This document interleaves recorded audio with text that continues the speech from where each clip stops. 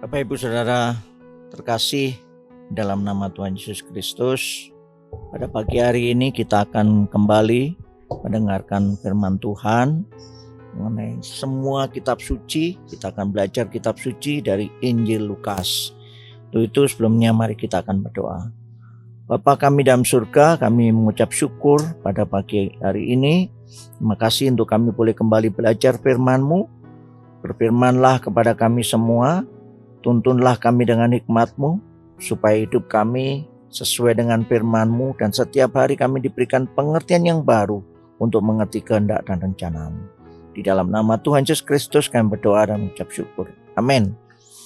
Ya, kita akan melanjutkan pembacaan kita pada Lukas pasal yang keempat, mana perikop yang diberikan, judul yang diberikan oleh LAI adalah Yesus ditolak di Nazaret. Kita akan membaca mulai dari ayat 16 sampai ayat yang ke-30. Saya akan membacakan dan Bapak Ibu Saudara di rumah membaca di dalam hati sambil merenungkannya satu persatu. Ia datang ke Nazaret tempat ia dibesarkan, dan menurut kebiasaannya pada hari Sabat ia masuk ke rumah ibadat, lalu berdiri hendak membaca dari Alkitab. Kepadanya diberikan kitab Nabi Yesaya, dan setelah dibukanya ia menemukan nas di mana ada tertulis, Roh Tuhan ada padaku, oleh sebab ia telah mengurapi aku untuk menyampaikan kabar baik kepada orang-orang miskin, dan ia telah mengutus aku untuk memberitakan pembebasan kepada orang-orang tawanan dan penglihatan bagi orang-orang buta, untuk membebaskan orang-orang yang tertindas, untuk memberitakan tahun rahmat Tuhan telah datang. Kemudian ia menutup kitab itu, memberikannya kembali kepada pejabat, lalu duduk dan mata semua orang dalam rumah ibadat tertuju kepadanya. Lalu ia mulai mengajar mereka, katanya, pada hari ini genaplah nas ini sewaktu kamu mendengarnya. Dan semua orang itu membenarkan dia, dan mereka heran akan kata-kata yang indah yang diucapkannya. Lalu kata mereka, bukankah ia ini anak Yusuf? Maka berkatalah ia kepada mereka, tentu kamu akan mengatakan pepatah ini kepadaku, hai tabib, sembuhkanlah dirimu sendiri. Perbuatlah di sini juga di tempat asalmu ini segala yang kami dengar yang telah terjadi di Kapernaum. Dan katanya lagi, aku berkata kepadamu, sesungguhnya tidak ada nabi yang dihargai di tempat asalnya. Dan aku berkata kepadamu, dan kataku ini benar, pada zaman Elia terdapat banyak perempuan janda di Israel ketika langit tertutup selama 3 tahun dan 6 bulan, ketika bahaya kelaparan yang hebat menimpa seluruh negeri. Tapi Elia diutus bukan kepada salah seorang dari mereka, melainkan kepada seorang perempuan janda di Sarfat di tanah Sidon. Dan pada zaman Nabi Elisa banyak orang kusta di Israel, dan tidak ada seorang pun dari mereka yang ditahirkan, selain daripada Naaman orang Syria itu. Mendengar itu sangat marahlah semua orang yang di rumah ibadat itu. Mereka bangun, lalu menghalau Yesus keluar kota dan membawa dia ke tebing-tebing gunung tempat kota itu terletak, untuk melemparkan dia dari tebing itu. Tetapi ia berjalan lewat dari tengah-tengah mereka, lalu pergi. Sedemikian saja pembacaan firman Tuhan. Berbahagia kita yang membaca, merenungkan, dan melakukan dalam kehidupan kita masing-masing. Bapak Ibu Saudara sekalian, di dalam Lukas pasal 4 dan perikop Yesus ditolak di Nazaret, ini adalah karya pertama Yesus ketika dia sudah dibaptis oleh Yohanes, dan kemudian dia dicobai di padang gurun, menang atas pencobaan di padang gurun. Setelah itu dia kembali ke Galilea. Kembali ke Galilea artinya dia kembali ke tempat asalnya, yaitu tempat di mana dia lahir, dia dibesarkan. Dia dilahirkan di Bethlehem dan dibesarkan di Nazaret, karena Yusuf dan Maria itu adalah orang Nazaret. Dan kemudian dia melakukan karya pertama yang ada di Nazaret. Dia datang ke Nazaret dan dia menjumpai rumah ibadah atau sinagog, yang waktu itu menjadi tempat di mana para orang-orang Yahudi, orang-orang yang berkepercayaan Yahudi atau Yudaisme, mereka beribadah setiap hari Sabat. Lalu disitulah kemudian Yesus membacakan satu ayat yang diambil dari kitab Nabi Yesaya. Bapak Ibu Saudara sekalian, di sini kita melihat ada 2 hal yang kita bisa pelajari pada hari ini. Yaitu yang pertama, bahwa di dalam perikop ini menyatakan apa yang harus dilakukan oleh Yesus ketika Yesus yang ada di muka bumi ini. Karya apa yang harus dilakukannya dan tujuan apa Yesus datang ke bumi ini. Jelas di situ disampaikan kepada orang-orang Yahudi, ya, kepada orang-orang Yudaisme, kepada orang-orang Yahudi yang mereka membaca, ya, sama dengan apa yang dibaca oleh Yesus, yaitu membaca kitab Nabi Yesaya. Artinya bahwa sebenarnya Yesus datang ke dunia ini atas penggenapan dari nubuat yang dinyatakan oleh Nabi Yesaya. Penggenapan yang ada dalam perjanjian lama itu tepat dan disampaikanlah itu pada waktu itu dan menyatakan bahwa itulah karya daripada Yesus, dia datang ke dunia ini. Yang kedua, yang kita harus belajar bahwa sebenarnya disinilah Yesus datang kepada orang kepunyaannya. Yesus datang kepada orang yang dimana janji itu diberikan, yaitu Yesus dijanjikan sebagai Mesias yang akan datang untuk orang-orang Yahudi. Tapi di satu sisi juga di situ menyatakan bahwa disitulah Yesus mengalami penolakan yang pertama kali. Jadi yang pertama, Yesus menyatakan apa tujuan dan maksud dia datang ke dalam dunia. Paling tidak kita melihat ada 3 hal yang penting di sini, ya. Maka di dalam ayat 18 ini Yesus menyatakan apa tujuan Yesus datang ke dunia. Katakan di situ sesuai dengan apa yang dikutip dari Nabi Yesaya, dan Yesus tahu juga bahwa apa yang disampaikan ini adalah sesuai dengan apa yang disampaikan oleh Nabi Yesaya yang menyatakan bahwa apa yang dinyatakan oleh Yesaya adalah Mesias yang saat ini sedang menyampaikannya kepada orang-orang Yahudi. Oleh karena itu dia berkatakan Roh Tuhan ada padaku. Oleh sebab ia telah mengurapi aku. Jadi pada waktu Yesaya menyatakan itu, pada waktu di perjanjian lama kepada orang-orang Yahudi, maka di situ jugalah sebenarnya itu nubuat yang dinyatakan bahwa apa yang terjadi bukan kepada Yesaya yang sesungguhnya, tetapi kepada Yesus yang akan datang sebagai pengenapan daripada Mesias. Karena Mesias itu datang, yang pertama adalah untuk menyampaikan kabar baik kepada orang-orang miskin. Artinya kabar baik itu ditujukan kepada semua orang, ya, kepada orang miskin. Meskipun toh itu disampaikan kepada orang-orang Yahudi dan pernyataan itu disampaikan oleh Yesaya kepada orang-orang Yahudi. Tetapi sesungguhnya Yesus datang bukan hanya untuk orang Yahudi, tapi Yesus datang untuk semua orang. Menyampaikan kabar baik kepada orang-orang miskin. Orang miskin artinya di sini adalah orang-orang yang memang pada waktu itu, ya, mereka adalah orang-orang yang tidak punya pengharapan, hidup mereka ditekan oleh penjajahan pada waktu itu. Jadi Yesus datang menjadi jawaban bagi orang-orang saat itu yang mengalami kemiskinan disebabkan kondisi yang dihadapi saat itu di dalam penjajahan Romawi.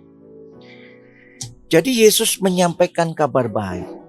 Kabar baik ini adalah hal yang terutama adalah bukan kepada pembebasan mereka dari kemiskinan, tetapi pembebasan mereka dari kemiskinan rohani. Jadi kemiskinan ini 2 hal.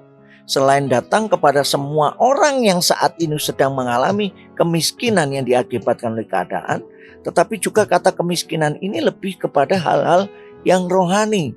Miskin secara rohani artinya miskin pengenalan akan Tuhan. Jadi Roh Tuhan ada pada Yesus, tujuannya adalah Yesus menyatakan pengenalan akan Tuhan kepada orang-orang yang saat itu sedang menantikan Mesias yang akan datang. Itu adalah tugas utama daripada Mesias yang dijanjikan oleh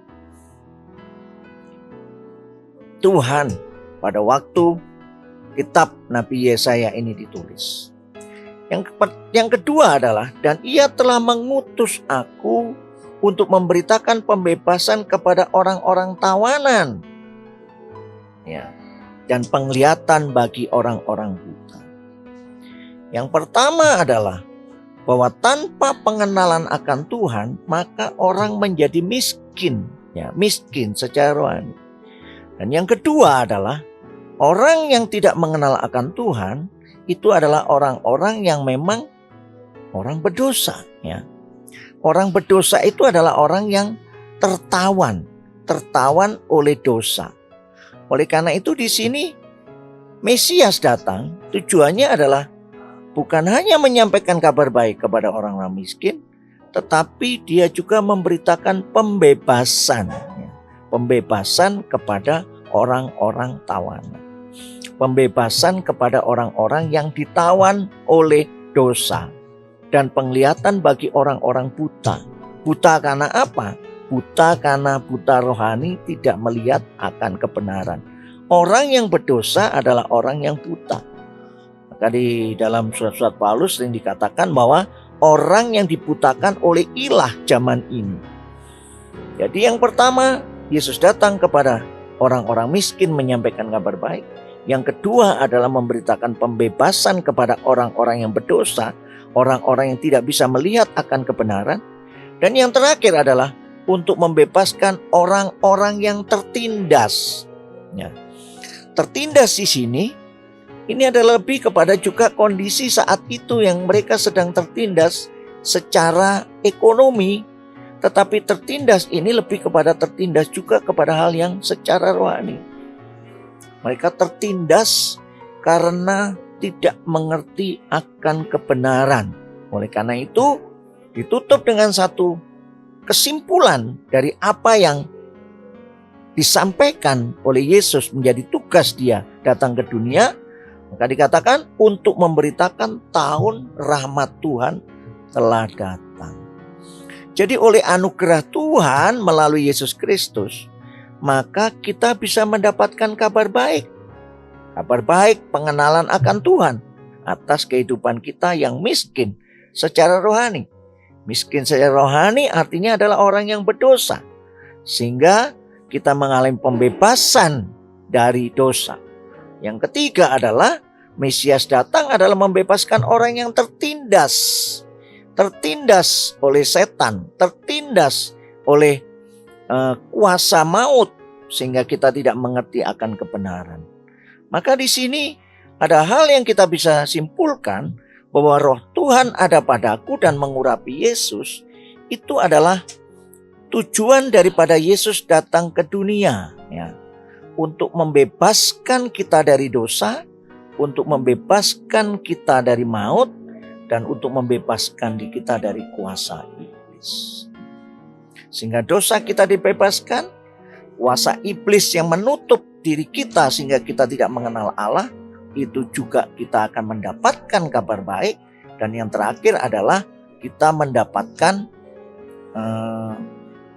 pembebasan dari kuasa maut. Karena ketika kita mendapatkan anugerah Allah, maka kita dibebaskan dari kematian secara rohani. Dan yang kedua, ya, yang kita melihat, memang ini adalah tugas daripada Yesus yang dinyatakan kepada orang-orang yang saat itu sedang hadir, yaitu di sinagog, di rumah ibadah. Nah, tetapi disitulah kemudian muncullah penolakan yang pertama kali dari apa yang dinyatakan oleh Yesus.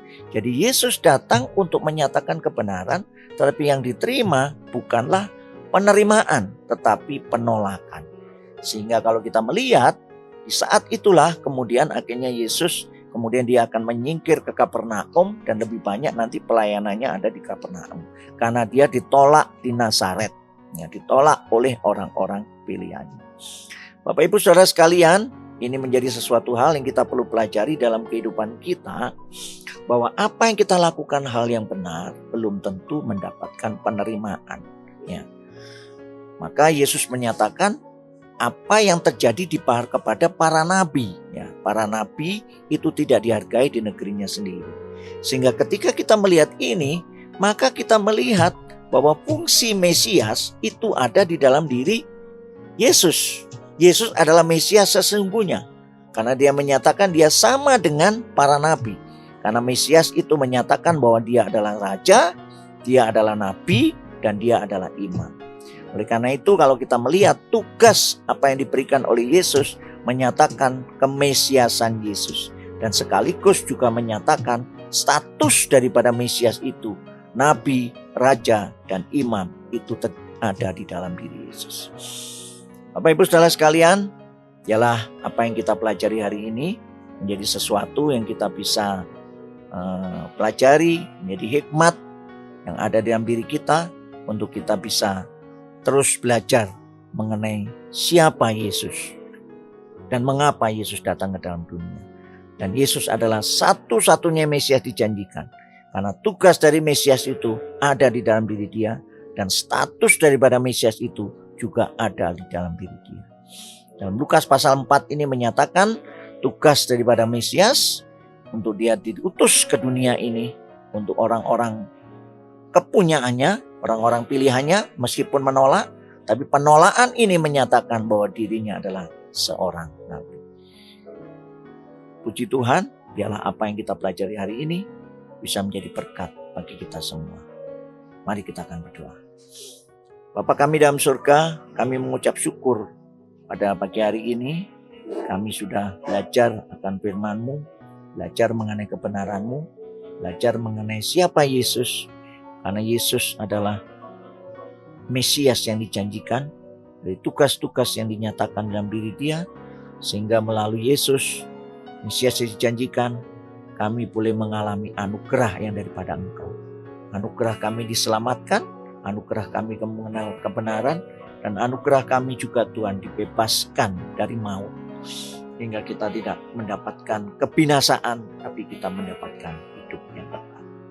Dan boleh melihat Tuhan, melalui ayat yang kami pelajari pada hari ini juga, kami boleh melihat bahwa Mesias sesungguhnya itu adalah Yesus, karena status Mesias yang dinyatakan dalam perjanjian lama itu ada di dalam dia. Terima kasih Bapak, terima kasih. Kami mengucap syukur atas apa yang kami sudah pelajari pada pagi hari. Di dalam nama Tuhan Yesus Kristus kami berdoa dan mengucap syukur. Amin.